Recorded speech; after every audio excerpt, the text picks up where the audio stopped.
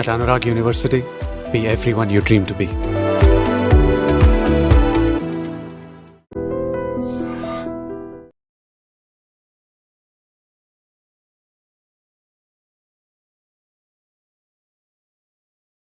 Welcome to I dream. నేను ఉదయశ్రీ. ఎప్పటికప్పుడు trend మారుతూనే ఉంటుంది కదా. ఇప్పటి వరకు కూడా పెళ్ళి అనేసరికి అసలు pre wedding shoot, haldi, mehndi అని గ్రాండ్ డెకరేషన్, రిసెప్షన్ అని కొన్ని లక్షలు కోట్ల రూపాయలు ఖర్చు చేసిన యువత ఇప్పుడు కొత్త ట్రెండ్ ఫాలో అవుతున్నారు, మైక్రో వెడ్డింగ్.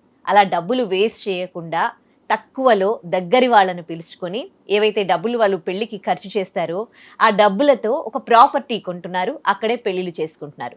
ఇదే మైక్రో వెడ్డింగ్. ఇది చాలా శుభ పరిణామం కదా. మరి ఈ మైక్రో వెడ్డింగ్ వల్ల ఎటువంటి చేంజెస్ రానున్నాయి? సో దీని గురించి మనం మాట్లాడుకుందాం. మనతో మాట్లాడడానికి motivational speaker, family counsellor and public speaker Rajani Rama garu ఉన్నారు. నమస్తే అమ్మ. నమస్తే ఉదయ. నిజంగా చాలా హ్యాపీ అనిపిస్తుంది ఈ మైక్రో వెడ్డింగ్ గురించి వింటే. ఎన్ని లక్షల కోట్ల రూపాయలు కదా, డెకరేషన్ పేరిట, లేకపోతే డీజే, ఇవన్నీ హల్దీ మెహందీ పేరిట ఎంత వేస్ట్ చేస్తూ ఉన్నాం కొన్ని సంవత్సరాల నుంచి. ఇప్పుడు అదంతా కాదని ఆ ట్రెండ్ని పక్కకు పెట్టి మైక్రో వెడ్డింగ్ తీసుకొస్తూ ఉన్నారు. సో దీనిపైన మీ అభిప్రాయం ఏంటి? అబ్బాయిల్లో చాలా మార్పు వస్తుంది ఇప్పుడు. ఏంటనంటే ఈ మధ్య కొంతకాలం నుంచి అమ్మాయిలు కూడా అబ్బాయిల్ని మోసం చేయడము, పెళ్ళైన తర్వాత లేకపోతే పెళ్ళికి ముందు బ్రేకప్ చెప్పి ఇంకొకళ్ళతో మళ్ళీ ఎఫ్ఐఆర్ పెట్టుకోవడము, పెళ్ళైన తర్వాత భర్తలను చంపించడము, ఇలాంటి కేసులు ఈ మధ్య అనేకం జరిగిన మీదట అబ్బాయిల్లో చాలా చేంజెస్ వచ్చాయి, అభిప్రాయాల్లో కూడా చేంజెస్ వచ్చాయి. ఇప్పుడు అబ్బాయిలు దాదాపుగా నాకు ఎదురవుతున్న అంటే చూస్తూ ఉంటాను, వాళ్ళందరూ కూడా ఫ్యామిలీ పక్షంగానే మాట్లాడుతున్నారు. ముఖ్యంగా తల్లితోనే ఉండటము, తల్లితో ఎక్కువ ఇంటరాక్ట్ అవ్వటము, అటాచ్మెంట్ తల్లితో ఎక్కువ ఉండటము, ఒక హోమ్లీ మెంటాలిటీగా ఉంటున్నారు చాలామంది నాకు చూస్తున్నాను నేను. వీళ్ళ ఆలోచనలు చాలా శాస్త్రీయంగా, చాలా న్యాచురల్గా చేస్తున్నారు ఆలోచనలు. దాని పరిణామమే ఈ మైక్రో వెడ్డింగ్. ఓకే, ఏమంటున్నారంటే ఇప్పుడు తల్లిదండ్రులు కష్టపడి సంపాదిస్తున్నారు ఆస్తులు. ఒకవేళ తాతలు సంపాదించింది ఉంటే వాళ్ళు డెవలప్ చేస్తూ కుస్తీ పడుతున్నారు ఒక రకంగా ఆస్తుల్ని డెవలప్ చేయడం, దాన్ని నిలబెట్టడం. కొంతలో కొంత వీళ్ళ చదువులకి, కొంతమంది ఫారెన్ పంపించడానికి ఇలా ఖర్చులు అయిపోతున్నాయి. పాపం ఎంతో అంతో ఆస్తి ఉంటే దాన్ని ఎలాగోలా మిగల్చాలి అనే తాపత్రయం పేరెంట్స్లో కనిపిస్తున్నప్పుడు పిల్లలు అబ్జర్వ్ చేస్తున్నారు. కొంతమంది పిల్లలు బాధ్యతారహితంగా ఆస్తుల్ని నాశనం చేసి తర్వాత మా వాటా మాకు ఇవ్వండి, ఇలాంటి ప్రబుద్ధులు కూడా ఉన్నారు. వాళ్ళని పక్కన పెడితే ఇలా పిల్లలు అర్థం చేసుకుంటున్నారు. కొంతమంది అబ్బాయిలు చేసుకుని ఇలాంటి అమ్మాయిల్ని బయట చూసి కేసులు ఒక సాంప్రదాయమైన అమ్మాయిని పెళ్లి చేసుకోవాలని అనుకుంటున్నారు. తర్వాత ఈ పెళ్ళైన తర్వాత జరిగే ఈ అరాచకాలన్నీ కూడా వాళ్ళని భయభ్రాంతులు చేయొచ్చు, ఆలోచనలో మార్పులు తీసుకురావచ్చు, ఏమన్నా అనుకోవచ్చు మనం. కాబట్టి వాళ్ళు కూడా ఏమనుకుంటున్నారా, ఇంతోటి దానికి ఎందుకు అంటారే అలా అనమాట. అందుకని దానికోసం మనం ఎందుకు ఖర్చు పెట్టాలి అని కోఆపరేట్ చేస్తున్న పిల్లలు ఉన్నారండి. వాళ్ళు ఏం చేస్తున్నారు, మనం పాతకాలంలో పెళ్ళిళ్ళు ఇంటి ముందు పందిరేసి చేసేవారు ఒక 40 సంవత్సరాల క్రితం వరకు కూడా. తర్వాత ఇంటి ముందు ప్లేస్ లేదులేండి. ఇది విలేజెస్ సైడ్ వెళ్ళి చూస్తే మీరు ఇప్పటికి కూడా ఇంటి ముందు పందిరి వేసి ఉంటుంది చూడండి ఊళ్ళల్లో. కొంతమంది ఇంటి ముందు పెళ్ళిళ్ళు చేసినప్పుడు అందరికీ డబ్బులు ఉండవు కదా, ఇంటి ముందు లేకపోతే ఇంటి లోపల ప్రాంగణం లోపల పెళ్ళిళ్ళు చేసేవాళ్ళు కూడా గ్రామాల్లో ఉన్నారు ఇప్పటికీ, చాలా తక్కువ. అయితే ఇంటి ముందు పందిరి అయితే వేస్తున్నారు. అలా పందిరి వేసి అక్కడే పెళ్లి చేసేవారు. ఇప్పుడు స్థలం ఉన్నా లేకపోయినా కూడా ఇప్పుడు ఏం చెప్పుకుంటున్నాం, ప్రాపర్టీస్ ఏమైనా కొనుక్కుంటున్నారు, స్థలం కొన్నారు, లేకపోతే ఒక పొలం కొన్నారు, ఇట్లా ఏదన్నా అనుకో, ఆ ప్రాపర్టీస్ని మనము అప్పు చేసో లేకపోతే ఇంకో రకంగానో అమ్మేసో పెళ్ళిళ్ళు చేసుకోవాల్సిన అవసరం ఏముంది. మనం ఆ స్థలంలోనే మంచిగా పందిరేసి పెళ్లి చేసుకుందాం అనే సజెషన్స్ ఇస్తున్నారట. బాగుంది కదా. ఇంటి ముందు పోకుండా ఇంటి ముందు స్థలం లేకపోవచ్చు, కొంతైనా ఉండకుండా ఉండదు. ఉదయ నేను ఒక 10 సంవత్సరాల క్రితం ఒకళ్ళ పెళ్ళికి వెళ్ళటం జరిగింది. అది గుంటూరు సైడ్. వెళ్తే అక్కడ వాళ్ళు ఇంటి ముందు రోడ్డు ఉంటుంది కదా, అక్కడే పందిరేసి పెళ్లి చేశారు, అక్కడే రిసెప్షన్ చేశారు, అక్కడే చేశారు. 10 ఏళ్లే మొత్తం అంతా కలిపి. మరి ఇంకా ఉన్నారు కదా, ఇప్పుడు వెతికితే ఇప్పుడు కూడా ఉంటారు అక్కడక్కడ. మరి అందరికీ స్థలాలు లేకుండా పోవు. ఇంటి ముందు ఆ గల్లీల్లో వాళ్ళ ఇంటి ముందు ఉన్న ప్లేస్ని యూటిలైజ్ చేసుకోవాలి. కాకపోతే కొన్ని రూల్స్ ఉంటాయి, పోలీస్ రూల్స్, ఇక్కడ బ్లాక్ చేయకూడదు అది ఇదని. అంటే రోడ్డుని అట్లా. కానీ ఇంకా అలాంటివి వస్తే ఏం చేయలేక బ్యాంకెట్ హాల్స్ తీసుకుంటున్నారు. అయితే ఇప్పుడు కొత్తగా ఏంటంటే మనం ఏదైనా స్థలం కొనుక్కున్నాము, ఈ అవకాశం ఎవరికన్నా ఉంది అని అంటే అక్కడ పెళ్లి చేసుకోవచ్చు మనం ఆనందంగా. ఇంకొకటి ఏంటంటే పందిరేయటానికి, తర్వాత భోజనాలు క్యాటరింగ్కి ఇవ్వడానికి, తర్వాత మ్యూజిక్కి కొంతమంది బ్యాండ్ పెట్టించుకుంటారు, రకరకాల డీజేలు ఎన్నో ఉంటాయి. కొంతమంది యాంకర్స్ని పెట్టుకుంటారు, కొంతమంది ఈవెంట్స్ పెట్టుకుంటారు. అందులో ఇవన్నీ అవసరమా? మన సాంప్రదాయంలో ఉన్నాయా? డబ్బులు ఉండి మనం ఒకళ్ళకి మించి ఒకళ్ళని బాగా చేద్దాం అనుకుని వెళ్తున్న పోకడలు. అయితే ఇలా మనకి ఏదైనా ఒక స్థలం కొనుక్కున్నాం అనుకో, లేదా ఒక కొత్త ఇల్లు కొనుక్కున్నాం అనుకో, చక్కగా మనం అక్కడ పందిరేసి పెళ్లి చేసుకోవచ్చు. మనకు చుట్టాలని మీ వైపు వాళ్ళు మా వైపు వాళ్ళు ఒక 100, 150, 90 మందో ఎంతమంది ఉంటే అంతమందిని పిలుచుకొని చక్కగా ఇంటి ముందు పెళ్లి చేసుకున్నామంటే ఎంతో సుఖంగా ప్రశాంతంగా ఉంటుంది. మరి వంటలో అంటే నేను చెప్తా, వంట వాళ్ళని పెట్టించి చేసుకోవచ్చు. లేదు అని అంటే ఒక 40 సంవత్సరాల క్రితం అని చెప్తున్నా, మా చిన్నతనంలో ఏదైనా పెళ్ళిళ్ళకి వెళ్తే చుట్టాలు వచ్చేవారు కదా. ఎందుకు వచ్చేవారు? 10 రోజుల ముందు, వారం రోజుల ముందు ఇవన్నీ చూసుకునే పనులు, ఇంటికి కలర్స్ వేయించేవారు, ఇల్లు సర్దుకునేవారు, ఇవన్నిట్లో చుట్టాలు సాయం చేసేవారు. అసలు అందం, ఆ బ్యూటీ వేరు కదండి. అసలు బంధుత్వాలు, బంధాలు అప్పుడు బాగున్నాయి. మళ్ళీ వాళ్ళ ఇంట్లో ఏదైతే వీళ్ళు వెళ్ళి అలాగే చేస్తారు. మరి తర్వాత వంటలు తెలుసా ఎలా చేస్తారో? కట్టెలపై వెలిగించి చుట్టాలందరూ కట్టింగ్లు చేసి ఇస్తే కూరగాయలు అవన్నీ 2-3 వంటలు చేసేవారు. వీలైతే ఆ మగవాళ్ళు కూడా సాయం చేసేవారు, ఆడవాళ్లే వంటలు చేసేవారు. మరి మగవాళ్ళు సాయం చేసేవారు, పిల్లల మధ్యలో వీళ్ళకి కావాల్సినవి అందిస్తూ ఉండేవారు. పెళ్ళి అంటే సందడి అంటే అది. పిండి వంటకాలు అవన్నీ చేసేవాళ్ళు. ఇప్పుడు అవే పెట్టేవాళ్ళు, వడియాలు పెట్టేవారు, పచ్చళ్ళు పట్టేవారు, తర్వాత ఇంకా ఎన్నో అనమాట. అవన్నీ ఇప్పుడు ఆ అమ్మాయికి సారి పంపించాలంటే ఇంట్లోనే వంటలు, అరిసెలని, సున్నుండలని, వాళ్ళకి కావాల్సిన ఏమైనా మిఠాయిలు, స్వీట్స్ అన్ని ఇంట్లో తయారు చేసేవారు, కొనేవారు. ఏంటి అబ్బే, ఇంకా గట్టిగా మాట్లాడితే పిన్ని వరుసో, పెద్దమ్మ వరుసో, అమ్మమ్మ వరుసో, చిన్నమ్మమ్మ వరుసో ఆయన చుట్టాలు ఉంటే వాళ్ళు క్యానులతో వండుకెళ్ళేవారు తెలుసా. నేను నీకేమి ఇవ్వగలను అని ఆలోచిస్తే 2 రకాల స్వీట్స్ తయారు చేసి క్యానులతో పట్టుకెళ్తే ఇంక ఏ గిఫ్ట్ ఇవ్వాలి? నువ్వు అవసరం లేదు, ఇదే గిఫ్ట్. దానికి ఖర్చు, శ్రమ ఉంటుందా? మోసుకొచ్చారు ఆ ఊరి నుంచి, అది వాళ్ళు ఇచ్చే గిఫ్ట్ అనమాట. ఇంకా పులిహోరలు అవన్నీ తయారు చేసేవారు, చేపలు యూజ్ చేసేవారు, చేపలు తడిపి ముతికినట్టు అనమాట, వాష్ చేసి దాని మీద తడిపిన బట్ట వేసి పులిహోరలు దాని మీద కలిపేవారు. మరి అంతా వీళ్ళే చేసేవారు. మరి మళ్ళీ వాళ్ళ ఇంటికి వెళ్తే వీళ్ళు చేసేవారు కాబట్టి వాళ్ళకి ఖర్చు లేదు, వీళ్ళకి ఖర్చు లేదు. మరి ఇప్పుడు క్యాటరింగ్కి ఇచ్చామా, వంట వాళ్ళని పిలిచామా అంటే ఆ ఖర్చులంతా పెట్టాలి కదా. కాబట్టి బంధువులు ఎందుకు రావాలి పెళ్ళికి అని అంటే ఇందుకు రావాలి. స్టైల్గా ఆ టైంకి వచ్చి వెళ్ళిపోయే సాంప్రదాయం ఇప్పుడు వచ్చింది, అప్పుడైతే అట్లా ఉండేది కాదు.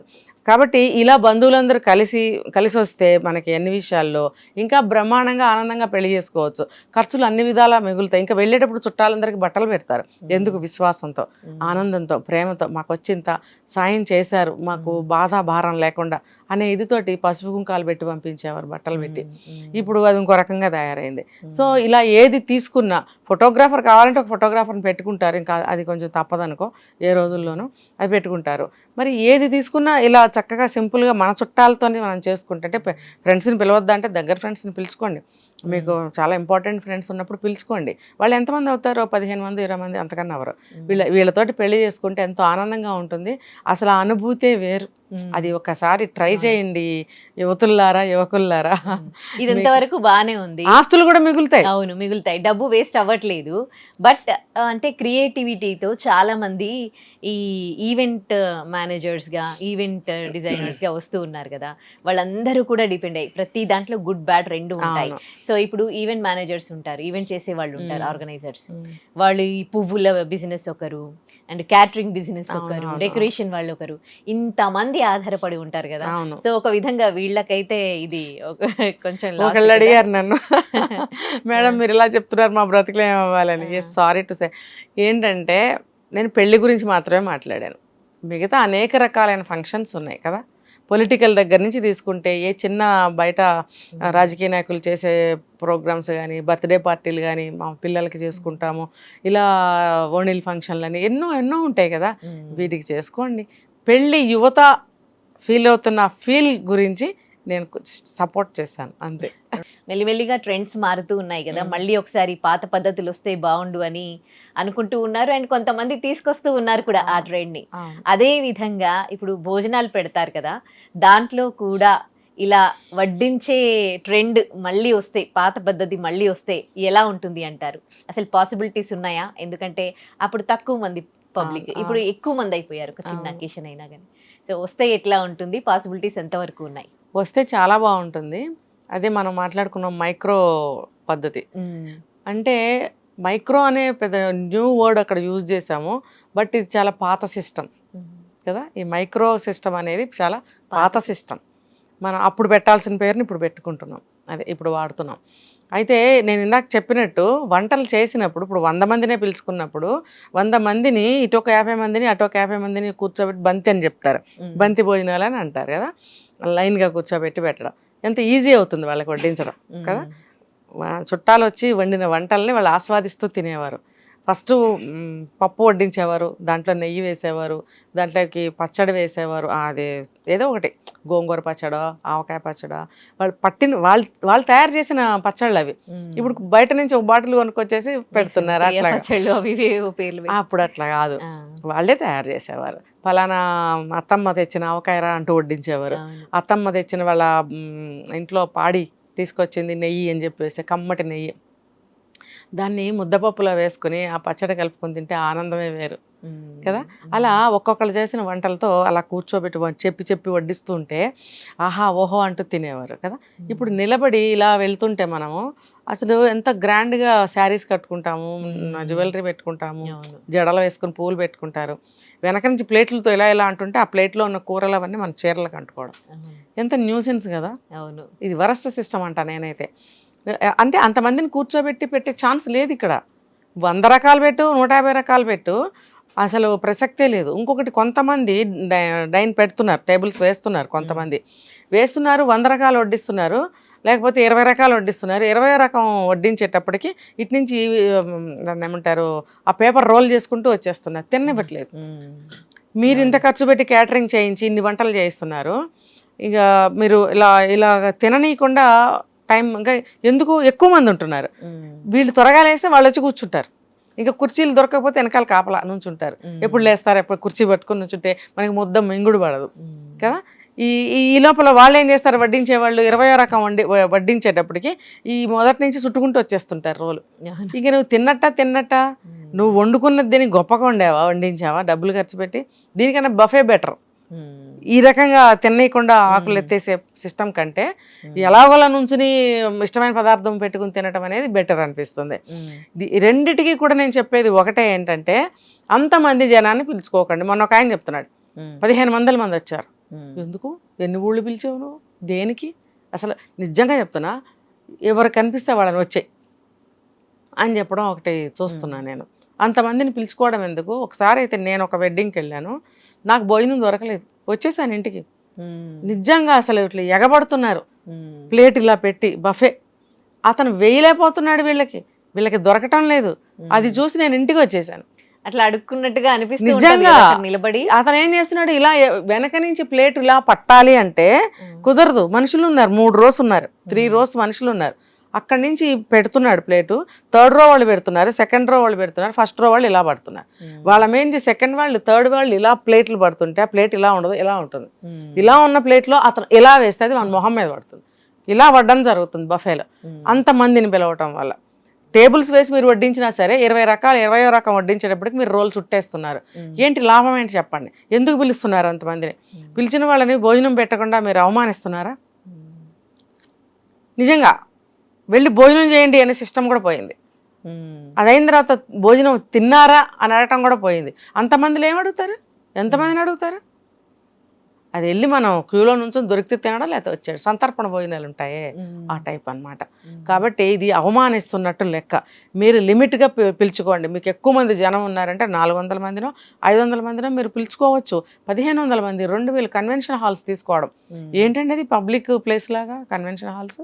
అందులో మీరు అన్నం పెట్టగలుగుతున్నారు ఎవరికైనా?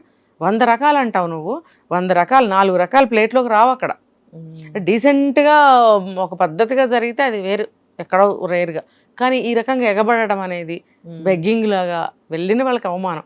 ఆకలి పొట్టలతో ఉంటారు, పిల్లలు ఉంటారు, నేనైతే వచ్చేసాను అక్కడి నుంచి, భోజనం చేయలేదు. ఇది చాలా తప్పు అంటా నేను. ఆ సిస్టమ్ తీసేయండి, అంతమందిని పిలవకండి అసలు. మీ వైపు మీ భార్య వైపు పిలుచుకోండి, ఇంకా దగ్గర బంధువులు ఇంకా కొంచెం వేలు విడిచిన బంధువులు కూడా పిలుచుకుంటారంటే పిలుచుకోండి, మాకు ఎక్కువ మంది కావాలంటే. ఇంకా మీకు కొంచెం బాగా తెలిసిన ఫ్రెండ్స్ని కొంచెం మందిని, మీకు తృప్తిగా ఉండాలి, ఒక 400 మంది అన్న రావాలంటే చాలు, సరిపోతారు వీళ్ళు. 2000 1500 అవసరం లేదు. దీనివల్ల ఏమవుతుందంటే మీకు టెన్షనే. ఫుడ్ అయిపోయింది, ఇంతగా చెప్పొచ్చేది. ఫుడ్ అయిపోతే ప్లేట్లు పట్టుకుని ఉంచున్నారు. ఇది ఎక్కడ బాధ? వాళ్ళకి అవమానకరమే కదా. వాళ్ళకి అవమానం. పట్టు చీరలు కట్టుకొచ్చి వీళ్ళు ఆశీర్వదించి గిఫ్ట్లు ఇచ్చి ఉంచుంటారు, ఫుడ్ అయిపోయింది అంటారు. ఏంటి పరిస్థితి ఏంటి? అందుకని ఇలా చేయకండి దయచేసి. దయచేసి మీరు వచ్చిన వాళ్ళని సంతృప్తిగా భోజనం పెట్టండి, చక్కగా లిమిటెడ్గా పిలుచుకోండి, మీ ఖర్చులు తగ్గించుకోండి. డబ్బు మిగిలితే పిల్లలకి ఆస్తిపాస్తులు కొని పెట్టండి, పిల్లలకి డబ్బు విలువ తెలియజేయండి. పిల్లలు అంటారు అది పెడదాం ఇది పెడదాం అని, మీరు తెలియజేయాలి. పిల్లలు కూడా అర్థం చేసుకోవడానికి ప్రయత్నించాలి, కానీ గొప్పలకి పోకూడదు. రైట్, మంచి విషయం చెప్పారు. Thank you.